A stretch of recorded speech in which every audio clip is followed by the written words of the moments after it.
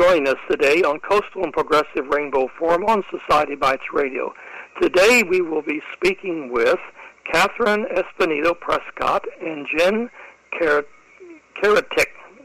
Okay, I'm so sorry. Jen, I messed up your name. Oh, Lord. That's Jen, quite hard. How do you hard for the court. Pronounce your name, please? Karetnick. Karetnick. Is that correct? Close enough. Okay. Oh, so sorry. I should have read it a little bit closer. Anyway, today, listeners, we are so thrilled to have both of these authors here with us today. They both have got outstanding backgrounds, and they have been contributors to the anthology of Grabbed. These are poets and writers responding to sexual assault and empowerment and healing. And I'm going to tell you a little bit about both of them here, and then we'll take over and let them tell you more about what led them to their writing and so forth. Catherine is the author of the chapbooks Maria Sings and The Living Ruin. Recent poems appeared in Bellevue Literary Review, Gone Lawn, Green Mountains Review Online, Flyway, NELLE, Pleiades, Poetry East, Southern Poetry Review, South Florida Poetry Journal, as well as the Orison Anthology, and Grabbed. Writers Respond to Sexual Assault. A co-founder and editor-in-chief of SWWIM Every Day, Prescott teaches Vinyasa yoga and yoga philosophy, and she lives in Miami Beach with her family. On Jen's part, her fourth long-length book is The Burning Where Breath Used to Be. David Roberts Books, September of 2020. She is the author of 9 other poetry books, including the collection forthcoming from Salmon Poetry in 2023. She has been awarded the 2020 Tiferet Writing Contest for poetry and Hart Crane Memorial Prize, the Romeo Lemay Poetry Prize, the Anna Davidson Rosenberg Prize, and 2 Dorothy Sargent Rosenberg Prizes, among others. Her work appears recently in the forthcoming in Barrow Street, the Comstock Review, December magazine, and the Michigan Quarterly Review, terrain.org, and elsewhere. She is co-founder and managing editor of SWWIM Every Day and has been Transit Grant recipients, among other honors. She works as a food, travel, lifestyle journalist and is the author of 8 cookbooks and guidebooks. Welcome, and I hope I got most of that right. Thank you. I'm going to let each one of you introduce yourself a little bit here. And Catherine, why don't you go first and tell us a little bit more about yourself and what led to your writing this excellent piece you put in there about you, and how much you want to reveal of your story. I'll leave that up to you, but I would like to share enough with our listeners that they may want to go out and pick up a copy of the book. Well, thank you, Steve. Thank you very much for the introduction. You did a fine job. Okay. How much does any of that matter anyway? So I'm so happy to be here with Jen. We're great friends and great colleagues, and so happy to talk about Grabbed. Grabbed is such a powerful anthology that I know Carrie's spoken to you about it at length. And, well, at first I have to be very honest with you and with your listeners. I was hesitant to write a piece specific for Grabbed. I generally don't write autobiographical pieces so much. But when Carrie told us about the anthology, it was just really in a very nebulous phase, just in its birth. And she said, "Would you have anything?" And I said, "Absolutely not. I've never written anything about that, and I have no obvious trauma that I feel compelled to process through my writing." But after some months passed, she asked again, "Do you have any pieces?" And I said, "I really don't feel like I have anything I could share." And she said, "You know what? Just try a little bit harder, dig a little bit deeper." She's like, "You've got something. Everyone has a story." So that's really what led me to write for Grabbed. And so after procrastinating, putting it off, I sat myself down and I made myself, go to these places and go back to these stories that I had, quite honestly, forgotten about. I'd completely forgotten that some of these things took place. I think, maybe this is with all people, but especially women, especially growing up in the 70s and then the 80s, we experienced so much, sexism through so many different modalities and mediums, and it was just kind of normal. It was par for the course, and there wasn't a lot of self-reflection, at least when I was growing up. But that changed when I sat down. Sometimes, you write for so many years, for decades, and every now and again you have this experience. Most days you come to the page and it's a bit of a struggle to put some words down that make sense. But some days you come to the page and you tip your head, and the bounty falls out. And that was the experience I had writing these poems. Excellent. Somewhat autobiographical, somewhat not. Yeah. Jen, would you want to share with us your story and how you came about writing your portion of this as well? Sure.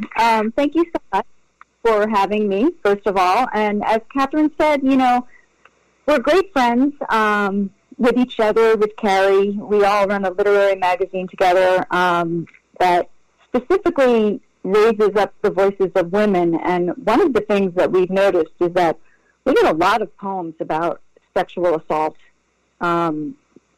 gender identity. These stories are extremely common. They are probably one of the things that is the most common subject that we get. They're just one of the things that binds us together. And while the anthology also includes men, non-binary, the whole spectrum of gender expression, it just seems like this is a very common experience among women of all ages. And it really, when you read through the anthology, you really see this common thread. So when I sat down to look at Carrie's request, there were so many instances of sexual harassment, sexual assault. Fortunately, I've never been raped, but there are a lot of poems and stories about, real damage that women and men have gone through. But just the amount of aggressions, microaggressions to severe aggression and harassment that I've experienced throughout my entire life, when you sit down to think about it and think about what you want to write, it gets to be a little overwhelming. So trying to choose just one or two of those events, it was almost impossible. So one of the poems that I did write was about that whole experience of a lifetime of events.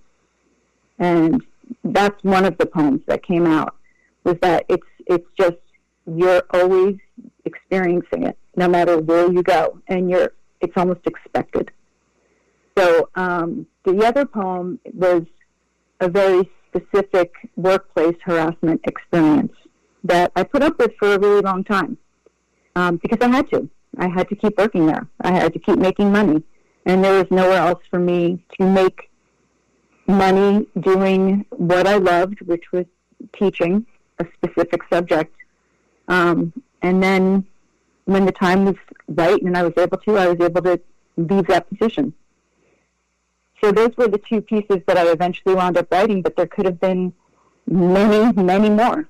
I grew up playing soccer at a time when women did not play soccer, so I played on the boys' teams, and I experienced a lot of harassment.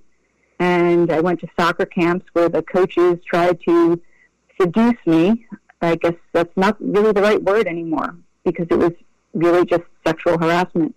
And even my high school soccer coach wound up marrying a girl from my high school soccer team, dating her while we were on that soccer team. So these things don't happen quite as much anymore. But those are the things I was thinking about when I was writing these poems. It's like, that's just not normal. These things were just acceptable back then. It's not. They're not acceptable. So that's where I was coming from in the writing of these poems. That's so good. You both have given such good examples here and everything. I will share with you my it's a little. I was just telling Karetnick in another interview that about my family. One of my sisters went into a male-dominated profession, and she and another woman were the first two ever hired in to be in the firefighters, and they put up with continual harassment, and I kept thinking to myself, and first saying to her, well, don't quit and don't give up, and she said, we won't, and then she's telling me some of the stories, what she had to go through, but God, I said, will those men ever leave her alone, and it was scary for her. I remember times worried about her and everything, and because she was young, and I just don't understand people that, I guess, I've seen it all my life. You get used to seeing it, but it's not right, and times have changed a lot. And Karetnick was telling me this little bit story about how this they put this together after the 2016 election, and I can imagine the feelings a lot of people had when the election happened, and women especially who had been assaulted and everything. And I remember the march. I remember the march on Washington up there. It was incredible. So each of you, go ahead and jump in here and tell me some more of your experiences that you want to share, or some of the things you hope people will get out of this. I would like to hear that. I'm sure our listeners would too, because there's so many good stories in there. I shared with Karetnick one of the stories that I focused on in my mind and thought how horrible that was. But I'll let you share a couple of yours in there if you would like to. Yeah, I mean, if I may, I think that one of the impetus for putting this work out there, for sharing the stories, is to give others license to share their own. By healing ourselves, we heal others, that kind of a thing. One of the pieces that I wrote was about what I think many women experience, especially strong women, and at least when we were growing up, and this sense that in order to be accepted, you must be less than. You must reduce yourself. You must not take up too much space. You mustn't be too loud. And that's, again, like Jen was saying before, this is a very common experience for women, especially, outspoken women. And then another one was about, an actual instance of, a day that I could have been raped. And it was really like about that experience. And I know so many women who have been raped or who have been in that very compromised position, and how it affected them, and how they, went on the next day. And many women, especially in our generation, and in every generation, they experience these things, and then they shove them down deep, right? Because there's so much shame associated with them, so much blame. What did you do to cause it? All of this that hopefully we've processed more as a society. In a way, thanks to the 2016 election, it brought a lot of things to the surface. When grab her by the pussy became a phrase that we would say around the dinner table, it really, I think, jump-started something in the collective psyche, and in especially women everywhere who had experienced something very similar. So, yes, there was a lot of trauma for many women with the 2016 election, and hopefully now there's a lot of healing. And I like to think of this book as part of the healing. Excellent. Jen, do you have anything you want to add?